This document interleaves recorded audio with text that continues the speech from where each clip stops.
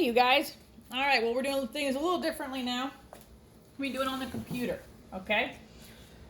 Chapter 11, water. Why is fresh water one of the Earth's limited resources? So let's review.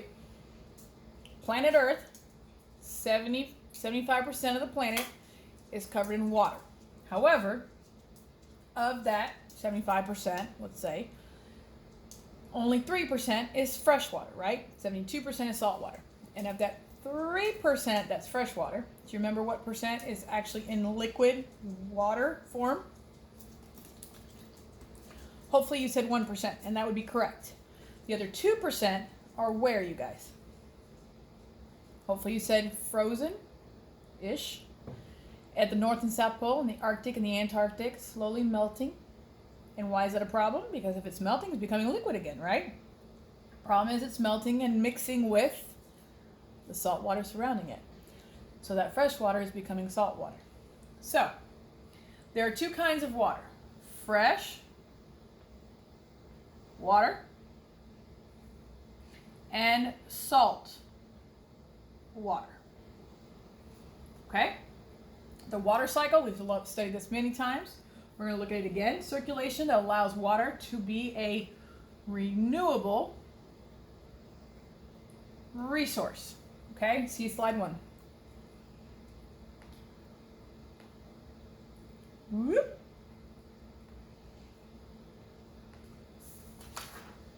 All right, so here we have condensation, where water is turning from a gas to a liquid. Precipitation, any form of condensation that falls from, what's going to cause it to fall? Starts with a G. Gravity. Good. Transpiration, loss of water from plants through the stomata, the opening on the bottom of the leaves. No, you don't have to know that for environmental, but you'll need to know that for bio. A little review, upfront, not review, preview. Okay? Evaporation, water turning from a liquid to a gas, right here. And then there's this little funky word right here, percolation. Think of your coffee filter, okay? That's what percolation is, okay? It's where a liquid, percolation, is passing through some kind of filter. So when we have water going through the coffee beans and being caught by a filter, okay, that's percolation. That's the water cycle. Yep. Okay. Now, most humans use water for one of two things. Number one, obviously, drinking. Okay, well, if we need to drink, and what else do we need to do to survive? We need food, right? And what do we call it when we grow food? It's called agriculture. Oh, Lord, if we thought my handwriting was bad before, nothing compared to how bad it is using this. And I'm going to change to my 3 colors. Oh, look at that. Look at that. I hear you. I hear you. Woo! That was my first time doing that. I'm kind of proud of myself. So, surface water. We have fresh water. Oh, that's pretty. On the Earth's surface. Examples would be your lakes, your rivers, your streams, your wetlands, right? Uses would be for drinking, water, growing crops. I'm going to shorthand here. Highly recommend you might look at the actual printout on the online, because my handwriting's getting really bad. Power for industry, believe it or not. And then transportation. Transport. Okay, we actually do transport a lot of things thanks to water through the process of boats, right?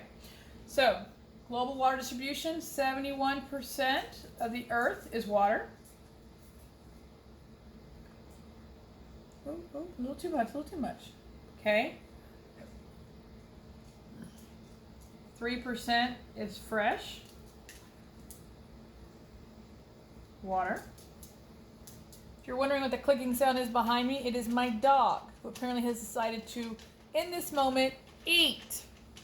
That's him chewing. Apologies. And then this is 97% salt water.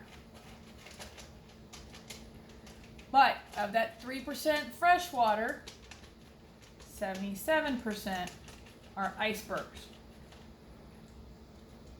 Oh my Lord, my handwriting's getting horrible. I'm so sorry. We're gonna change color. Blue. Ooh, I like that blue. Go away. Okay, so rivers and streams.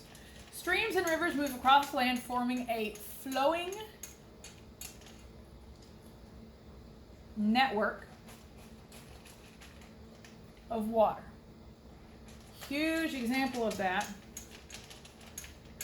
is the Mississippi River. Two S's, two P's. Okay, Mississippi River. Watershed. That's what your activity is about this week. I hope you guys like the video. There's additional videos to watch. Some of them are a little rough, so if you're not feeling great about things right now, don't watch them. All right? Come back. You can always watch them later. Don't watch them. Okay? It's important for you to know about them. I wouldn't have put them on there, but it's why I put them as optional and not mandatory. Okay? The area of land drained by a river, example would be Mississippi, which covers half. The Mississippi, not river, the Mississippi watershed covers half the United States. See slide 2. Let's go take a look. All right. So the Mississippi River, which starts in Minnesota, goes alongside Wisconsin, Iowa, Illinois, Missouri, Tennessee, Arkansas, Mississippi, and Louisiana, and empties into the Gulf of Mexico, right? So this one river, by the way, it's misleading because this one river, you see all these little itty bitty branches, looks like a tree right here? All those are little rivers, creeks, what have you, that feed into the Mississippi River. And that's why this entire area is the watershed of the Mississippi River. Okay? So the Mississippi River drains nearly half the U.S. It's crazy. So I know your picture does not do it justice, so that's why I really wanted you to see it on here. But that's huge, y'all. Huge. Oof, my Texas drawl is coming out. All right. Groundwater. Woo. Water stored underground in sediment and rock formation. Most water available for humans is thanks to groundwater. Okay? It collects from rain that percolates. Oh, there's that fancy word again. Remember, think of coffee. That percolates to the ground. The water table, that's the level. All right? When the water reaches a point where the soil and rocks are saturated. Let's go over here for a second. Wet areas where the water table is high or at surface. Dry areas, water table could be hundreds of meters below the surface. This would be like a desert. Okay? So here in Florida, what we have to be very careful about is that our aquifer water level stays high. Actually, that it stays so high that the fresh water is above the saltwater level. If our water table level gets below the saltwater ocean level, right, because our freshwater aquifer butts up to the ocean saltwater level, if our freshwater level gets below the saltwater is going to creep into our aquifer and mix in. And our aquifer, because it's basically constantly running and running and running, will permanently become saltwater. And we will lose that freshwater watershed forever. So we can't let that happen. That's why they force us to only water our lawns twice a week in Florida. They want to make sure that we don't let that water level get too low. It needs to stay nice and high. Okay? That's why anytime they start doing a development, before they even start the development, boom, immediately they do a retention pond. The retention pond is there to catch the water that the roads, the concrete foundations are going to prevent the soil from absorbing any more water, right? Concrete's like, the water falls on it and it rolls off. Well, we need true pure ground to allow the water to percolate through the ground back into the aquifer. That's why we need retention ponds. Okay? Aquifer, underground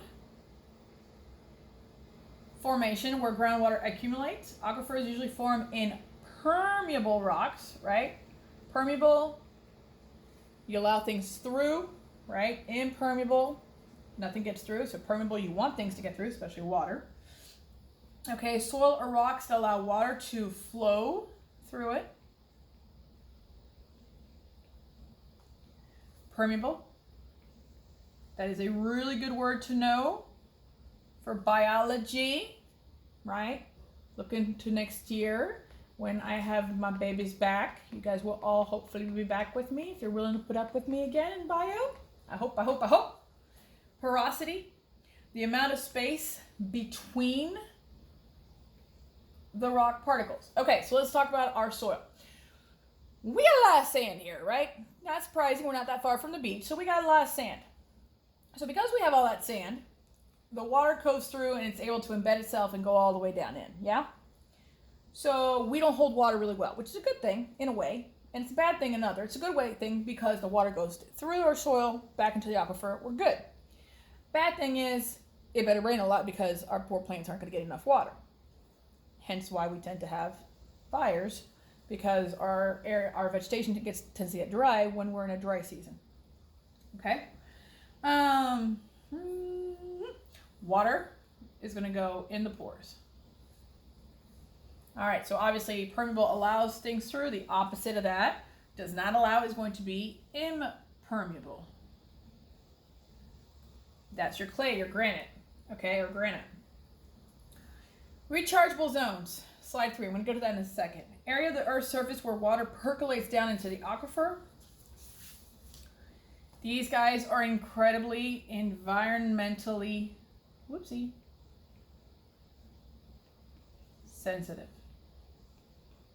Because pollution can get into water or buildings on top of it can act as impermeable layers. That's what we were just talking about.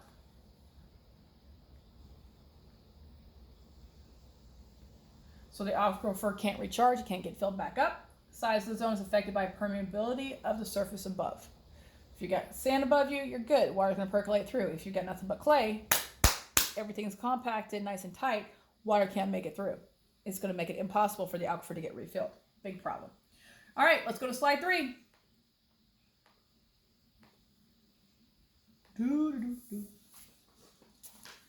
All right, this is your recharge zone. Okay, porous and permeable rock. I'm not even going to try and fit in that box. Yes, I know you're going, not there, we have to. Yeah, well, you're not writing with a pen on a computer screen, so yeah. Love y'all, miss y'all so much. You have no idea. And then this area right here is going to be non-porous and impermeable rock. Okay? And you really see how water can flow through here as the size of the particles of the soil get smaller. It makes it more and more difficult for water to get through. Okay? I really like that picture right there. Cool? Discard. So, what is a well? Well, it's a hole that's dug to reach the groundwater. Whoopsie. I'm going to do a little over 2 pages and then I'll pause the video so that the video is not too long to upload. Okay, guys? And it's time to change my color. I'm going green. Boop. That's not bad. Okay. Water use and management. So 3 major uses for water. Number 1, obviously residential, right? Homes. So most water must be treated to make it safe to drink. Treatment removes poisonous elements. That would be examples of that would be arsenic, mercury, lead, and pathogens. Pathogens are organisms that cause disease. Look what we're dealing with. Bacteria, protozoa, worms. Okay, common method include both physical and chemical treatment. Okay. Potable means that the water is safe to drink. You might have heard when we've had hurricanes hit us that there's a boil water in effect. And what that means is the water is no longer potable. You cannot drink it. It's not safe to drink. So you have to boil the water. And by boiling the water, you're trying to denature the proteins of your bacteria, your protozoans, or possible worms in the water. Okay. And hopefully you've boiled it long enough that you can actually use it somewhat for absolute emergency situations. Okay, I still wouldn't drink it. All right. Industrial. Water is used to manufacture goods, dispose of waste, and generate power. What? What do you mean generate power? I'm going to show you in a minute. It's pretty cool. Most of it is used to cool power plants. Okay, we're going to pause. Go to slide 4.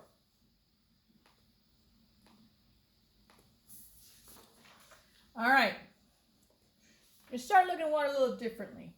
Okay. Believe it or not, showers use 43.9 liters of water. Okay, that's your daily use in the United States. Well, most people take showers. Okay, daily. This is every day per person. Okay, we need to cut back on the length of our showers. Clothes in the washer, 56.8 liters. Dishwashers, 3.8. Toilets, look at that. 70.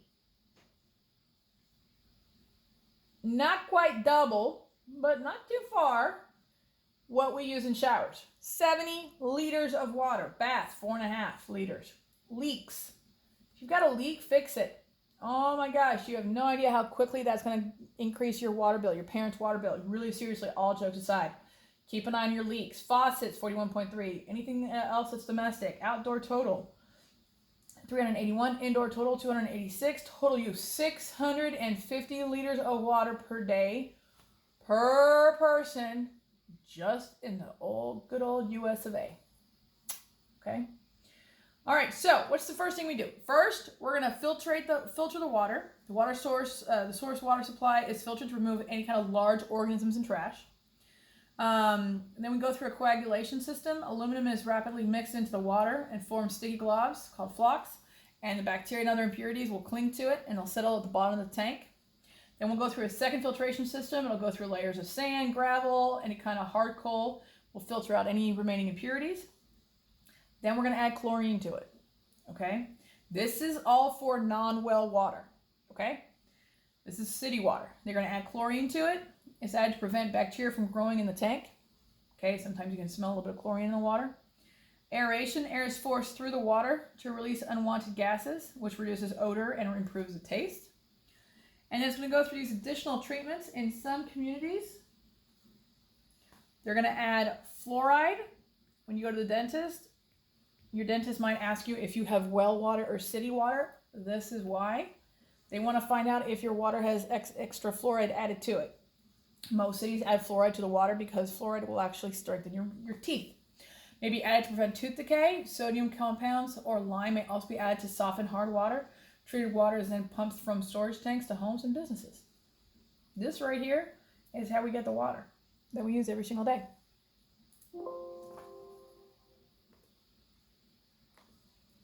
All right. Agriculture. Most fresh water used worldwide is used to water the crops, right? To water the food that's growing for us to be able to have food on the table and survive.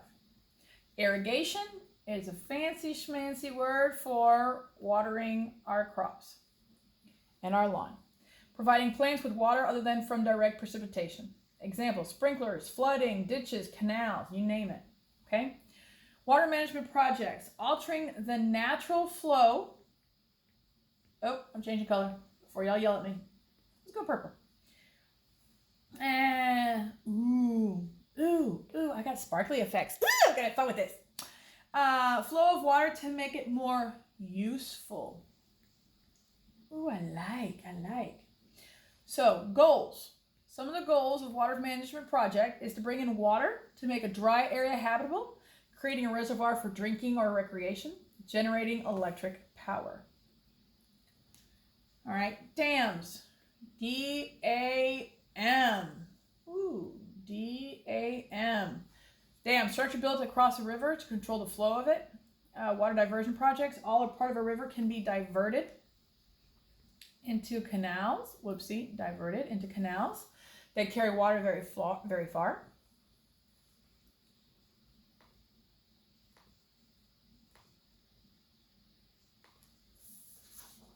Now, if you sit here and you've got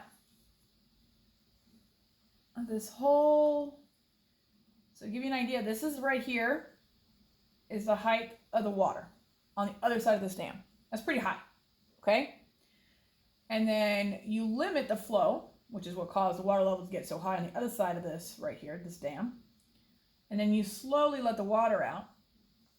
Well, then this part of the river is a lot shallower, right? It's missing this whole height in water. Well, when you block that water from coming into the rest of the river, you cause this whole area to now have water that maybe didn't have water. So you've now altered the environment on both banks of that river. You've now flooded them. Now, people who live right here, they're fine, they're okay with it. But anybody who lived right here, these homes are no longer habitable. They just flooded. But these homes now have electricity thanks to the dam. People who've been displaced, they can no longer live in their homes. They're going to be pretty upset about it. These people, well, now they've got waterfront property. They now have electricity for a lot less because it's right there. Eventually, though, the dam may get decommissioned, and then what are you going to do? You're going to let all the water out. You're going to alter that environment, and now this whole area that's used to not being underwater is now going to get flooded. These whole areas are going to get impacted. So I'm not saying dams are good. I'm not saying dams are bad. I'm saying they alter the environment. And from that, there can be big problems. Okay? At the same time, they provide energy. Water's a natural resource. So there's good and there's bad. Just like anything. You just have to look at the impact a building the dam would cause to that area. Make sense? All right, I'm going to stop the video here. We'll do the second part of chapter 11 in just a minute.